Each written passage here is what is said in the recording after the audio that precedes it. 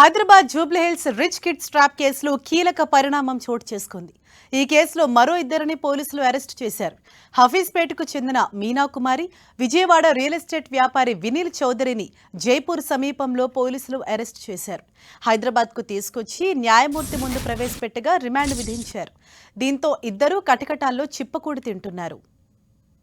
Social media వేదికగా ఇద్దరు నిందితులు సంపన్న కుటుంబాలకు చెందిన బాలికలు, యువతులే టార్గెట్గా వారితో పరిచయాలు పెంచుకున్నారు.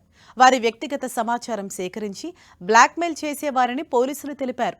నిందితుల కోసం పోలీసులు గాలిస్తుండగా ప్లేస్ మార్చుతూ ఒక చోటు నుంచి మరో చోటుకి వెళ్తున్నట్లు గుర్తించారు. చివరికి జైపూర్ సమీపంలో ఇద్దరూ పోలీసులకు చిక్కారు.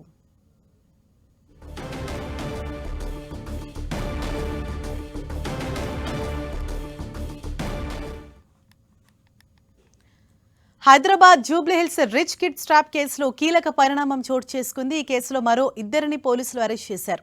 హఫీజ్పేట్కు చెందిన మీనా కుమారి, అలాగే విజయవాడ రియల్ ఎస్టేట్ వ్యాపారి వినీల్ చౌదరిని జైపూర్ సమీపంలో పోలీసులు అరెస్ట్ చేశారు. వీరిని హైదరాబాద్కు తీసుకొచ్చి న్యాయమూర్తి ముందు ప్రవేశపెట్టగా రిమాండ్ విధించారు. దీంతో ఇద్దరూ కటకటాల్లో చిప్పకూడి తింటున్నారు.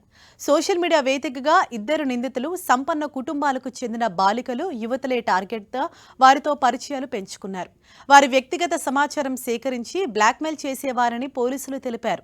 నిందితుల కోసం పోలీసులు గాలిస్తుండగా ప్లేస్ మార్చుతూ ఒక చోటు నుంచి మరో చోటుకి వెళ్తున్నట్లు గుర్తించారు. చివరికి జైపూర్ సమీపంలో ఇద్దరూ పోలీసులకు చిక్కారు.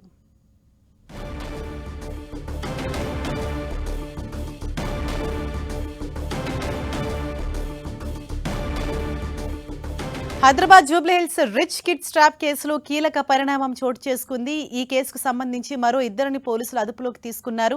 వీరిని జైపూర్ సమీపంలో అదుపులోకి తీసుకున్నట్లుగా తెలుస్తోంది. ప్రధానంగా వీరు సోషల్ మీడియాలో ఎవరైతే సంపన్న వర్గాలకు చెందిన అమ్మాయిలు, యువతుల్ని టార్గెట్గా చేసుకుని మొదట వారితో మంచిగా మాట్లాడుతూ పరిచయం చేసుకుంటారు. ఆ తర్వాత వారి వ్యక్తిగత సమాచారాన్ని అంతా కూడా సేకరించి దాంతో వారిని బ్లాక్మెయిల్ చేసేవారని పోలీసుల విచారణలో వెల్లడైంది.